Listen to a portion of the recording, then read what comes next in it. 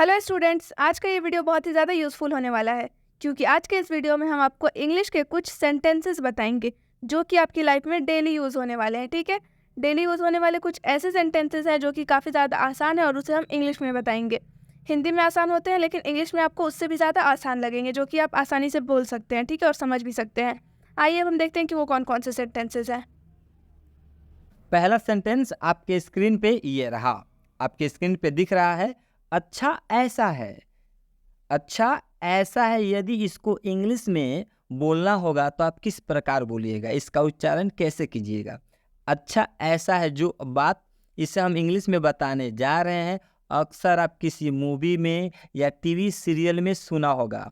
यूँ कहूँ तो बहुत बार इस सेंटेंस का यूज ज़्यादातर लड़कियां करती है नखरे दिखाने के लिए, और बात आपको समझ में नहीं आता होगा। तो ध्यान से सुन लीजिए, दिल थाम के। अच्छा ऐसा है, इसको इंग्लिश में बोलेंगे आई सी। आई सी बोला जाता है। आई सी का मतलब होता है अच्छा ऐसा है। आपने तो सुना होगा आई सी। आई सी का मतलब क्या होगा? अच्छा ऐसा है। यदि अब आपको कहीं बोलना होगा अच्छा ऐसा है, तो आप इसे इंग्लिश में क्या बोलिएगा? आप इसे इंग्लिश में बोलिएगा आई सी। दूसरा सेंटेंस देखिए, मैं अविवाहित हूँ। मैं अविवाहित हूँ, इसे इंग्लिश में बोलना होगा तो आप किस प्रकार से बोलिएगा? बहुत सिंपल और साधारण है। इसे आप इंग्लिश में बोलिएगा आई। आई का मतलब मैं, आई के साथ एम का प्रयोग होता है। I am single. I am single. I am single को हिंदी में हम बोलेंगे मैं अविवाहित हूँ, या तो आप ये भी बोल सकते हैं आई एम अनमैरिड। क्या बोल सकते हैं? आई एम अनमैरिड भी बोल सकते हैं। आई एम अनमैरिड का मतलब होता है मैं अविवाहित हूँ।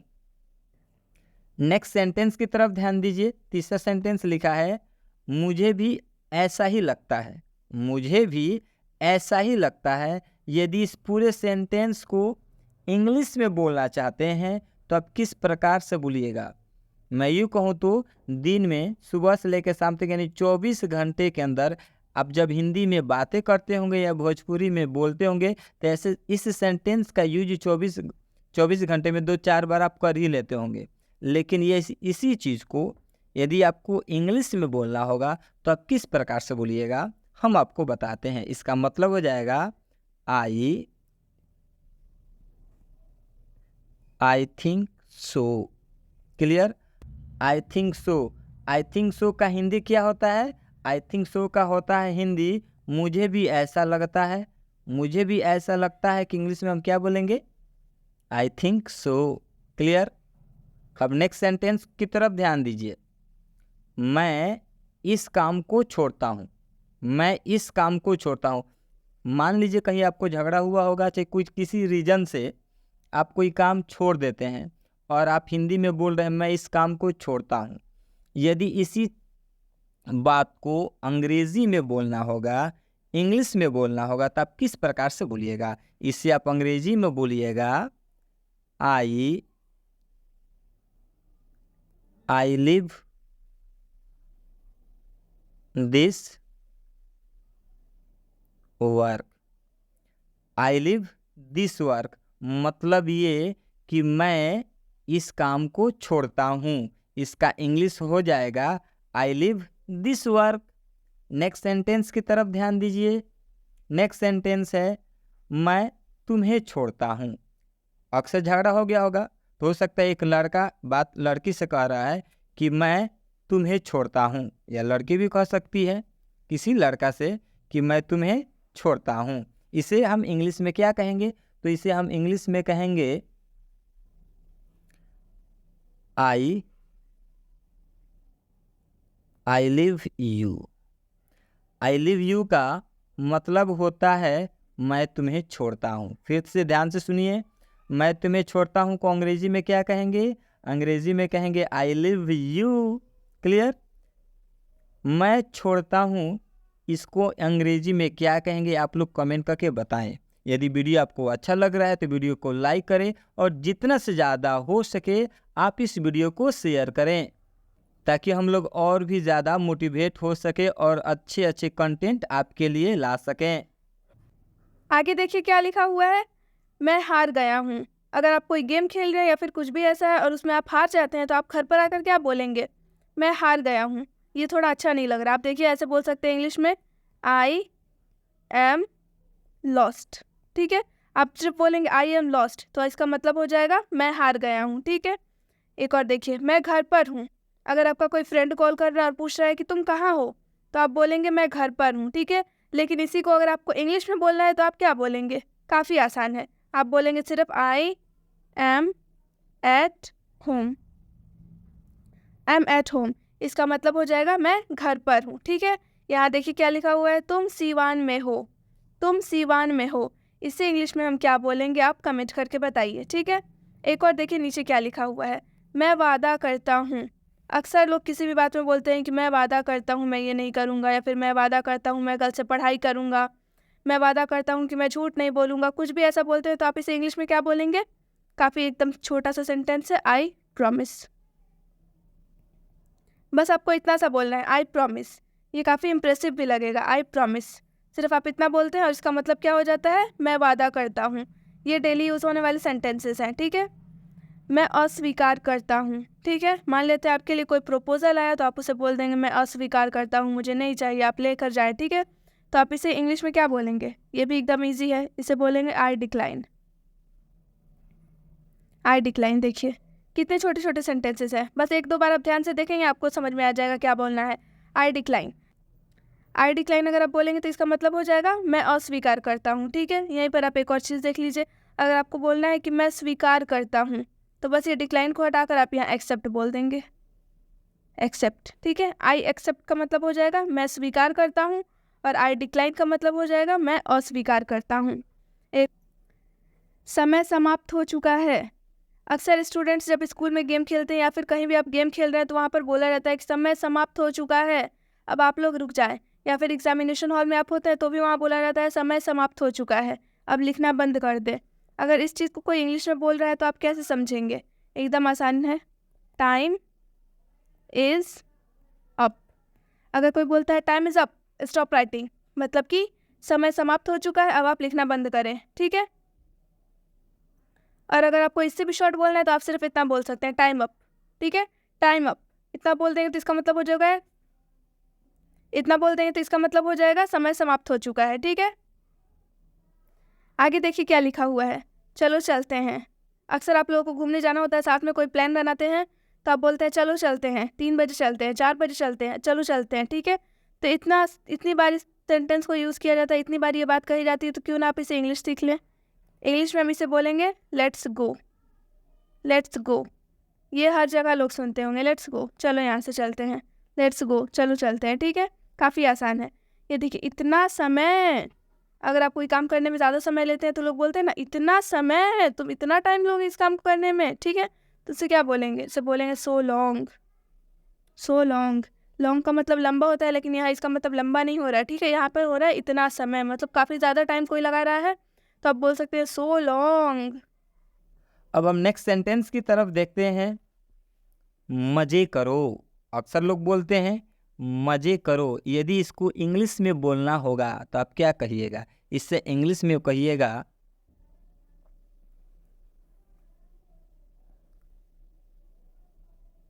इसे आप इंग्लिश में कहिएगा हैव फन। हैव फन का मतलब हो जाता है मज़े करो। मज़े करो कि इंग्लिश में क्या कहिएगा, मज़े करो कि इंग्लिश में आप बोलिएगा हैव फन। क्लियर। नेक्स्ट, मैं भी ऐसा ही हूँ। मैं भी ऐसा ही हूँ, यदि इस सेंटेंस को इंग्लिश में बोलना होगा तो आप कैसे बोलिएगा। घबराने की बात नहीं है, स्टडी एचडी है जो आपको अंग्रेजी एकदम सिंपल तरीके से समझाता है और आप समझ भी जाते हैं। क्लियर। इसे हम इंग्लिश में कहेंगे so do I. So do I. So do I का मतलब क्या होता है, सो डू आई का मतलब होता है मैं भी ऐसा ही हूँ। क्लियर। नेक्स्ट, कितना। कितना को इंग्लिश में आप क्या कहिएगा, कितना को इंग्लिश में हम कहेंगे how much. How much. How much का मतलब होता है कितना। नेक्स्ट, कितने को आप इंग्लिश में क्या कहिएगा? तो कितने को हम इंग्लिश में कहेंगे how many. How many. How many का मतलब क्या होता है? हाउ मैनी का मतलब होता है कितना। नेक्स्ट, आपके बाद। अक्सर आप सुनते होंगे सेंटेंस, मैं आपके बाद जाऊंगा, या मैं आपके बाद खाना खाऊंगा, मैं आपके बाद सोऊंगा। तो सिर्फ आपके बाद को अंग्रेजी में हम क्या कहेंगे? आपके बाद को अंग्रेजी का मतलब क्या होता है? After you.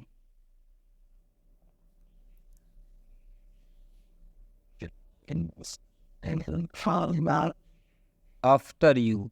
आफ्टर यू का मतलब होता है आपके बाद, पहले आप। अक्सर ये सेंटेंस आपने सुना होगा, पहले आप। अक्सर आपने बोलते होंगे ना कि पहले आप खाइए, पहले आप बैठिए, फिर हम लोग बैठेंगे। तो पहले आपको हम अंग्रेजी में किस प्रकार से कहेंगे? तो पहले आपको हम अंग्रेजी में बोलेंगे यू फर्स्ट। यू फर्स्ट का मतलब हो जाएगा पहले आप। नेक्स्ट, मेरी दावत।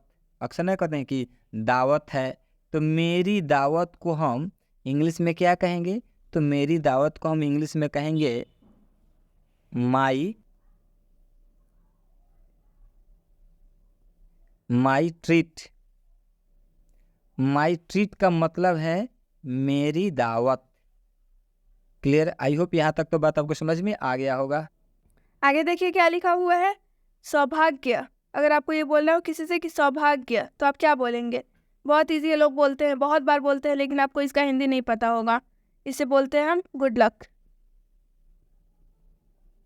एक मूवी भी है बॉलीवुड में, आपने देखा होगा, गुड लक दीदी। ठीक है, क्या नाम है मूवी का? गुड लक दीदी। तो इस गुड लक का मतलब क्या होता है? आज आप देख लीजिए, गुड लक का मतलब होता है सौभाग्य। ठीक है, ये देखिए क्या लिखा हुआ है, मेरे पीछे आओ। अक्सर लोग बोलते हैं कि मैं जाता हूँ आगे आगे, तुम मेरे पीछे आओ। ठीक है, तो इसे हम इंग्लिश में क्या बोलेंगे? इसे हम इंग्लिश में एकदम आसानी से बोल देंगे, सिर्फ इतना बोलना होगा हमें, फॉलो मी।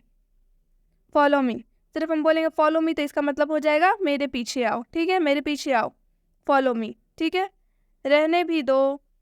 अगर कुछ बहुत ज़्यादा हो रहा है तो आप बोलेंगे रहने भी दो, जाने दो, कोई बात नहीं है, रहने दो इसे। तो इसे क्या बोलेंगे? Forget it. Forget it. ठीक है, अगर कोई आपसे झगड़ा कर रहा है और आप उसको बोल रहे हैं कि नहीं अब रहने दो, जाने दो, तो आप बोलते हैं फॉरगेट इट, रहने भी दो, अब जाने दो, कोई बात नहीं है।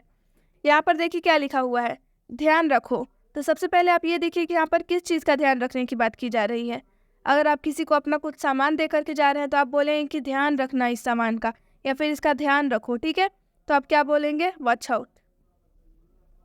Watch out. ठीक है, इस वॉच आउट का मतलब होता है ध्यान रखो। किसका ध्यान रखो? किसी सामान का। ठीक है, और अगर आपको बोलना है कि तुम अपना ध्यान रखो, ठीक है, तो आप बोलेंगे टेक केयर। Take care. अगर इंसान के बारे में बात हो रही है तो आप बोलेंगे टेक केयर, अगर किसी सामान के बारे में बात हो रही है तो आप बोलेंगे वॉच आउट। आई होप कि आप लोगों को डिफरेंस पता चल गया होगा। आगे देखिए क्या लिखा हुआ है, मिलते रहना। अगर आप किसी से काफ़ी टाइम के बाद मिलते हैं और काफ़ी ज़्यादा बात होती है तो फिर आप उसको जाते टाइम क्या बोलते हैं? ठीक है, बाय, मिलते रहना। ठीक है, मतलब कि अब मिलते रहना, पहले जिस तरह गायब हो गए थे उस तरह फिर से गायब मत हो जाना। तो इसे आप इंग्लिश में क्या बोलेंगे? इसे आप इंग्लिश में बोलेंगे keep in touch. Keep in touch. ठीक है, कीप इन टच का मतलब होता है मिलते रहना। टच का मतलब छूना होता है, लेकिन यहाँ पर वो नहीं होगा। कीप इन टच इसका मतलब होगा मिलते रहना। नया क्या है? ठीक है, अगर आप पूछते हैं कि नया क्या है, कोई आपको कुछ दिखा रहा है, आप पूछ रहे हैं कि इसमें नया क्या है, तो आप क्या बोलेंगे? आप बोलेंगे व्हाट्स न्यू। What's new. ठीक है, इसका मतलब हो जाएगा ये नया क्या है। ठीक है, अगर आपको इसे इंग्लिश में बोलना हो तो आप बोलेंगे व्हाट्स न्यू। यहाँ देखिए क्या लिखा हुआ है, क्या यह आपका है? अगर आप कहीं गए वहाँ आपको कोई चीज़ दिख रही है तो आप बोलेंगे ना ऐसे, क्या यह आपका है? आप पूछ रहे हैं क्या यह आपका है, तो आप कैसे पूछेंगे? आप बोलेंगे is it yours. Is it yours. ठीक है, इसका मतलब हो जाएगा क्या यह आपका है। अगर आपको ये पूछना हो, किसी से ये बात पूछनी हो कि क्या यह आपका है, तो आप क्या बोलेंगे इंग्लिश में? आप बोलेंगे इज़ इट योर्स। देखिए कितना आसान है, इज़ इट योर्स, एकदम आसान सेंटेंस है। वह चला गया। अगर कोई चला गया, आपको बताना है कि वह चला गया, वो आया था लेकिन वो अब चला गया, क्या आप बोलेंगे? He is gonna. He is gonna. इसका मतलब हो जाएगा वह चला गया। एक और लास्ट देखिए क्या लिखा हुआ है, काफ़ी अच्छा है। जैसे कि आप ये सब जो पढ़ें वो आपको अच्छा लगा तो आप बोलेंगे ना काफ़ी अच्छा है, तो आप क्या बोलेंगे? काफ़ी आसान है, दैट्स नाइस। अक्सर लोग ये बोलते हैं, अगर कोई आपको अच्छा लगता है या कोई चीज़ अच्छी लगती है तो आप बोलते हैं ना दैट्स नाइस। तो वैसे ही अगर आपको ये वीडियो अच्छा लगा तो आप क्या बोलेंगे? दैट्स नाइस, और आप कमेंट भी करेंगे दैट्स नाइस, ठीक है। आई होप कि आपको हमारा वीडियो अच्छा लगा हो। अगर आपको ये वीडियो अच्छा लगा हो तो आप अपने दोस्तों में इसे शेयर करें, हमारे चैनल स्टडी एचडी को सब्सक्राइब करें, हमारे फेसबुक पेज और हमारे इंस्टा आईडी को भी फॉलो करें, जिससे आपको और भी नई नई जानकारियाँ मिलती रहेंगी। And thank you for watching the video.